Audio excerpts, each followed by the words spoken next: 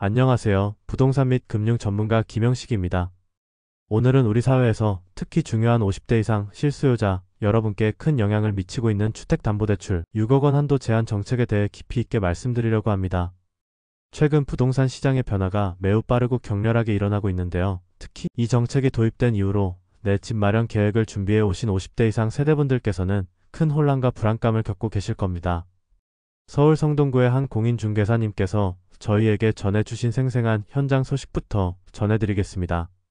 며칠 전까지만 해도 늦은 밤까지 계약서 작성이 이어졌었는데 갑자기 계약 취소와 예약 취소가 폭발적으로 늘어나면서 시장 분위기가 갑자기 얼어붙었다는 말씀은 지금 부동산 시장이 얼마나 급격하게 움직이고 있는지를 단적으로 보여줍니다.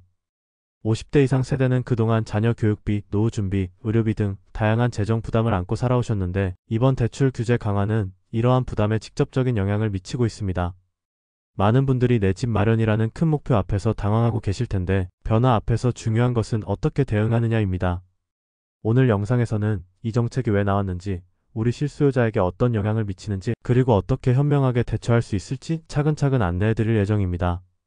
여러분께 꼭 필요한 정보를 담았으니 끝까지 함께 시청하시고 내 집 마련 계획을 더욱 탄탄하게 준비하는 데 도움이 되시길 바랍니다. 그럼 서울 부동산 시장의 최근 변화와 흐름을 구체적인 데이터와 함께 자세히 살펴보겠습니다. 국토교통부가 발표한 2025년 1분기 서울 아파트 매매 동향을 보면 평균 매매 가격은 전년 동기 대비 약 8.2% 상승했습니다.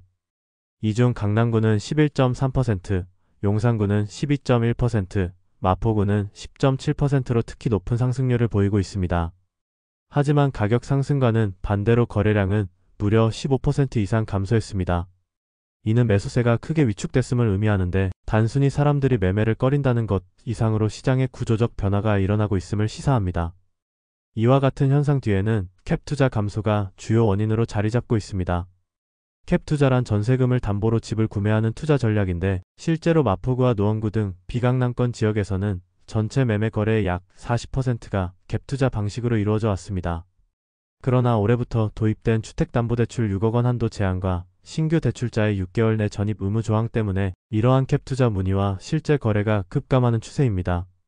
부동산 전문가 김진수 씨는 캡 투자가 위축되면서 단기 매매 시장이 얼어붙었지만 현금을 동원할 수 있는 자산가들은 여전히 적극적으로 매수에 나서고 있다며 이는 결국 실수요자들의 시장 진입 장벽을 높이는 부작용으로 나타나고 있다고 분석했습니다.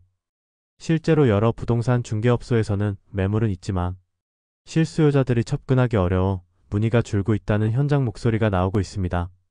이러한 시장 변화는 50대 이상 실수요자분들께 특히 큰 영향을 주고 있는데요. 자녀 교육이나 노후 준비를 위해 안정적으로 주택을 마련해야 하는 분들이 갈수록 매수 문턱이 높아지고 있기 때문입니다. 이 자리에서 여러분께 묻고 싶습니다. 최근 주변 부동산 시장 분위기나 거래 현황, 매물 가격 변동 등에서 체감하는 변화가 있으신가요? 댓글로 여러분의 경험과 생각을 나누어 주시면 서로에게 큰 도움이 될 것입니다. 다음 부분에서는 이번 대출 정책이 구체적으로 어떤 내용을 담고 있고 우리 실수요자에게 어떤 영향을 미치는지 심층적으로 분석해 드리겠습니다. 이번에는 2025년 초부터 시행된 주택담보대출 6억 원 한도 제한 정책을 더욱 자세히 살펴보겠습니다. 정부는 최근 급격히 증가하는 가계부채와 부동산 시장 과열을 차단하기 위해 강력한 규제책을 내놓았습니다. 그중 핵심이 바로 신규 주택담보대출 시 대출 한도를 6억 원으로 제한하는 것입니다. 이 정책은 기존의 소득과 신용도에 따른 맞춤형 대출 한도 산정에서 벗어나 모든 신규 대출자에게 일괄적으로 최대 6억 원까지만 대출을 허용한다는 점에서 매우 큰 변화를 가져왔습니다. 뿐만 아니라 대출 실행 후 6개월 이내에 반드시 해당 주택으로 전입해야 한다는 조건이 신설되었습니다. 이는 전세 자금을 끼고 집을 사고 파는 캡 투자나 단기 투자자들의 시장 참여를 막기 위한 의도된 조치입니다. 법률 전문가 박지훈 변호사께서는 이번 정책은 부동산 시장 안정에 긍정적인 영향을 미칠 수 있지만 특히 50대 이상 실수요자에게는 상당한 부담으로 작용할 수밖에 없다고 말합니다. 예를 들어 11억 원짜리 아파트를 구매하려는 50대 직장인 어씨 사례를 보겠습니다. 과거에는 어씨가 소득과 신용에 따라 최대 8억 원까지 대출을 받을 수 있었지만 이번 정책 시행으로 대출 한도가 6억 원으로 강력히 제한됐습니다. 즉, 어씨는 부족한 2억 원 이상의 자금을 반드시 현금이나 다른 방법으로 마련해야 하는 상황에 놓인 것입니다. 이처럼 이번 정책은 상환 능력과 무관하게 일률적으로 대출 한도를 제한하는 구조로 50대 이상 경제적 여력이 충분하지 않은 실수요자에게 특히 큰 타격이 됩니다. 금융권 한 관계자는 대출 심사가 간소화되고 절차가 통일됐지만 그 대신 대출 한도가 낮아지면서 차주의 재정 부담과 심리적 압박이 크게 늘고 있다고 설명합니다. 많은 분들이 내 소득이 높으면 예외적으로 대출 한도가 늘어날 수 있나요? 라고 질문하시는데요. 이 정책은 거의 예외를 인정하지 않고 소득 수준과 무관하게 적용된다는 점을 꼭 기억하시기 바랍니다. 이로 인해 실수요자들 사이에서는 추가 자금 마련을 위한 현금, 동원 부담과 함께 자금 조달 계획을 완전히 새롭게 짜야 하는 현실적 난관에 직면하고 있습니다. 이 상황에서 대출 조건을 명확히 이해하고 현명한 재무 전략을 세우는 것이 무엇보다 중요합니다. 여러분도 주변에서 겪고 계신 정책 관련 경험이나 궁금증을 댓글로 공유해 주시면 함께 더 나은 대안을 찾아가는 데 큰 도움이 될 것입니다. 이어서 50대 이상 실수요자분들이 실제 현장에서 어떤 어려움을 겪고 계신지 그리고 그로 인한 심리적 영향에 대해 깊이 있게 이야기해 보겠습니다. 서울 강남구에 거주하는 55세 김민수 씨는 이미 집값이 크게 오른 상황에서 대출 한도는 6억으로 묶여버려 부족한 현금을 마련하는 것이 너무 어렵다며 심각한 고민을 털어놓았습니다. 그뿐만 아니라 김 씨는 이로 인해 내 집 마련 계획이 완전히 흔들렸고 가족 간에도 재정 문제로 갈등이 생길까 걱정된다고 말했습니다. 이처럼 내 집 마련이라는 중대한 목표가 정책 변화로 인해 뒤틀리고 예상치 못한 재정 부담이 심리적 스트레스와 불안으로 연결되는 경우가 많습니다. 전문 심리 상담사 이현주 씨는 재정적 압박과 불확실성은 중장년층에게 우울감, 불면증, 심지어는 신체 건강 문제로까지 이어질 수 있다며 특히 가족과의 관계 악화, 소통 부재가 심리적 고립감을 가중시키므로 열린 대화와 전문적인 심리 지원이 반드시 필요하다고 조언합니다. 한편 부동산 시장 동향을 보면 강남 3구고가 아파트는 현금 보유력이 큰 투자자나 자산가 중심으로 매수세가 유지되고 있습니다. 반면 상대적으로 현금 여력이 부족한 50대 이상 일반 실수요자들은 점차 시장에서 밀려나고 있으며 이로 인한 양극화 현상이 심화되고 있습니다.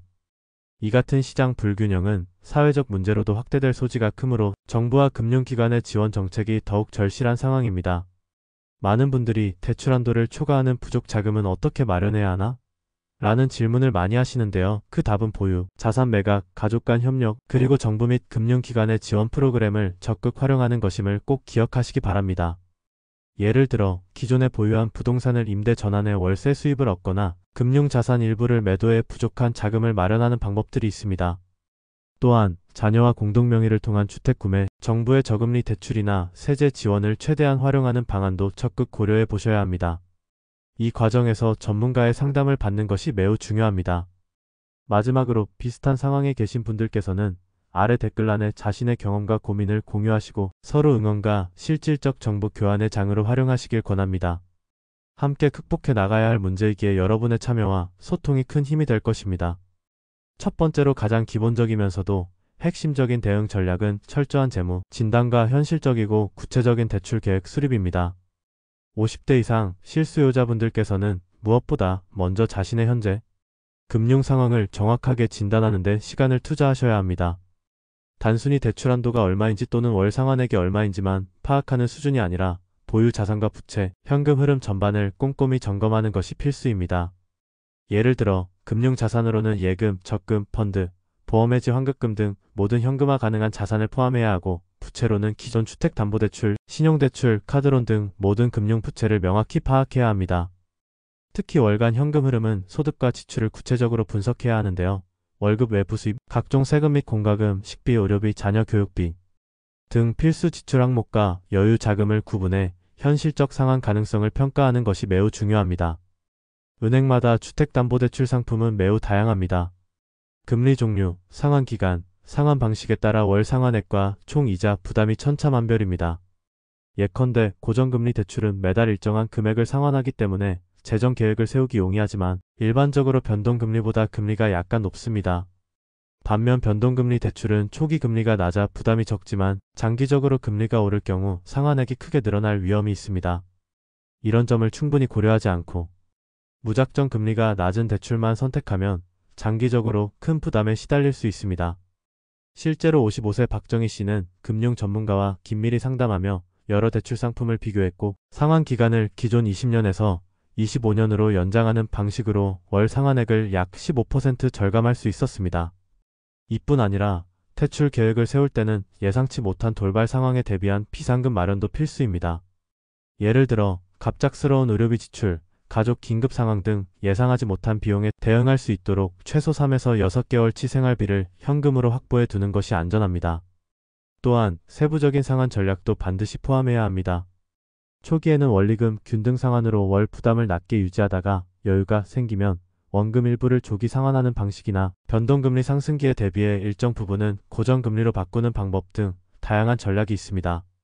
중요한 점은 자신의 재무 상태와 라이프 스타일에 맞는 맞춤형 대출 계획을 세워야 한다는 것입니다. 대출 계획 없이 무리하게 큰 금액을 빌리거나 상환 여력을 초과하는 부채를 짊어지면 단기적으로는 대출 승인이 나더라도 결국 장기적인 재무 위기로 이어질 수 있습니다. 지금부터라도 자신의 자산과 부채 상태를 꼼꼼히 점검하고 전문가 상담을 통해 현실적이고 구체적인 대출 계획을 세우시길 강력히 권합니다. 이는 내 집 마련 성공의 가장 기본이자 필수적인 출발점임을 꼭 기억해 주십시오. 두 번째 대응 전략은 자산 재배치와 가족 협력 강화입니다. 50대 이상 실수요자분들은 대체로 기존 주택이나 다양한 금융 자산을 이미 보유하고 계신 경우가 많습니다. 이런 자산을 어떻게 효율적으로 재배치하느냐에 따라 부족한 자금을 마련하는 난관을 극복할 수 있습니다. 첫 번째 방법은 기존 주택을 전세 또는 월세로 전환하는 것입니다. 예를 들어 기존에 거주하던 주택을 전세로 내놓아 계약금을 확보하거나 월세로 돌려 안정적인 현금 흐름을 만드는 겁니다. 이렇게 확보한 현금이나 월세 수입을 신규 주택 구매 자금으로 활용하면 대출 부담을 줄일 수 있습니다. 또한 일부 보유 중인 부동산이나 금융 자산을 매도해 부족한 자금을 충당하는 것도 방법입니다. 특히 시세가 크게 오른 자산은 일부를 매도해 현금을 확보하는 전략이 효과적입니다. 다만 매도 시기와 매도액 규모는 신중한 판단과 전문가 조언이 필요합니다. 두 번째 방법은 가족 협력을 강화하는 것입니다. 최근에는 자녀와 공동 명의로 주택을 구입해 대출 한도를 분산시키는 사례가 늘고 있습니다. 이 방법은 법률적, 세금적 고려사항이 많으므로 반드시 전문가 상담을 선행해야 합니다. 공동명의 대출은 상속, 증여세 문제뿐 아니라 대출 상환 책임 소재까지 명확히 해야 합니다. 가족 간 원활한 소통과 협력은 재무 목표를 달성하는 데 필수적입니다. 재무 목표와 계획을 함께 공유하고 각자의 역할 분담과 책임을 명확히 해야 성공 확률을 크게 높일 수 있습니다. 실제 사례를 보겠습니다. 58세 이모 씨는 기존 보유 주택을 임대 전환해 안정적인 월세 수입을 확보한 뒤 이 자금을 신규 아파트 구매에 활용했습니다. 아울러 자녀와 공동 명의로 주택을 구입해 대출 한도를 최대한 활용했고 이를 통해 초기 자금 부담을 크게 줄일 수 있었습니다. 가족이 힘을 합치고 전문가의 도움을 받아 전략적으로 움직인 결과 이 씨는 계획한 내 집 마련 목표를 무리 없이 달성할 수 있었습니다. 이처럼 자산 재배치와 가족 협력은 50대 이상 실수요자분들께 매우 현실적이고 효과적인 대응법임을 꼭 기억해 주시기 바랍니다. 세 번째 대응 전략은 정부 정책과 금융 지원 제도를 적극 활용하는 것입니다. 50대 이상 실수요자, 특히 은퇴를 앞두거나 은퇴한 분들을 위한 특별 대출 상품과 다양한 지원책이 정부와 지방자치단체에서 마련되어 있습니다. 예를 들어 은퇴자를 위한 저금리 전용 대출 상품, 중장년 실수요자를 위한 맞춤형 주택 구입 자금 지원 프로그램이 대표적입니다. 지방자치단체별로도 주택 구매 지원, 임대주택 공급 확대, 임대료 보조, 세제 혜택, 취득세 재산세 감면 등의 다양한 정책이 운영되고 있는데요. 많은 분들이 이 같은 제도를 잘 모르거나 절차가 복잡하다는 이유로 활용하지 못하는 경우가 많습니다. 특히 신혼부부와 청년층에 비해 50대 이상, 중장년층이 정부 지원 정보를 적극적으로 접하기 어려운 점도 현실입니다. 이 때문에 정보의 격차가 오히려 정책 혜택에서 소외되는 결과를 초래하고 있습니다. 따라서 정부 공식 홈페이지, 지방자치단체 주택지원센터, 금융기관, 한국주택도시공사 HUG 등 관련 기관 상담 창구를 반드시 방문하시고 직접 문의해보시는 것을 강력히 권장합니다. 더욱이 개인별 상황에 맞는 맞춤형 지원책을 받기 위해서는 전문가 상담이 필수입니다. 부동산 컨설턴트, 금융 전문가, 세무사 등 다양한 분야 전문가들이 여러분의 재무 상태와 필요에 맞게 최적화된 대출 상품과 지원 정책을 안내해 드릴 수 있습니다. 이런 지원책과 금융 제도를 효과적으로 활용하면 대출 한도 제한이라는 큰 장애물을 극복하는 데 분명히 큰 도움이 됩니다. 한 예로 지방자치단체의 임대주택 보증금 지원 프로그램을 활용해 초기 자금 부담을 낮춘 뒤 은퇴자 대상 저금리 대출로 월 상환 부담을 줄인 사례가 다수 보고되고 있습니다. 정보가 곧 힘이라는 점을 절대 잊지 마십시오. 주변에 이 제도를 모르거나 이용하지 못하는 분이 있다면 꼭 알려주시고 함께 혜택을 누릴 수 있도록 권유해 주시기 바랍니다. 지금까지 주택담보대출 6억 원 한도 제한 정책과 50대 이상 실수요자를 위한 대응 전략들을 상세히 안내해 드렸습니다. 부동산 시장과 정부 정책은 앞으로도 계속 변화할 것입니다. 정책은 예상치 못한 시점에 바뀔 수 있고 경제 상황에 따라 더 강화되거나 완화될 수도 있습니다. 하지만 중요한 것은 정확한 정보와 철저한 준비, 그리고 체계적인 대응입니다. 지금 당장 여러분 자신의 재무 상태를 객관적으로 진단해 보십시오. 그리고 가족과 허심탄회하게 재무 계획을 공유하고 대화를 시작하시기 바랍니다. 더불어 정부 정책과 금융 지원 제도를 적극적으로 탐색하고 활용하는 행동으로 옮겨야 합니다. 이 모든 과정이 내 집 마련뿐 아니라 안정적이고 행복한 노후 준비로 이어질 것입니다. 더 구체적인 상담이 필요하거나 궁금한 점이 있으시면 주저하지 말고 부동산 및 금융 전문가와 꼭 상담을 받으시기 바랍니다. 이 영상이 여러분께 도움이 되셨다면 구독과 좋아요, 알림 설정을 눌러 최신 정보를 꾸준히 받아보세요. 또한 댓글로 여러분의 고민, 질문, 경험을 공유해주세요. 서로의 이야기가 큰 힘과 지혜가 될 것입니다. 끝으로 여러분 모두 내 집 마련의 꿈과 노후의 안정, 그리고 행복한 삶을 진심으로 응원합니다. 감사합니다.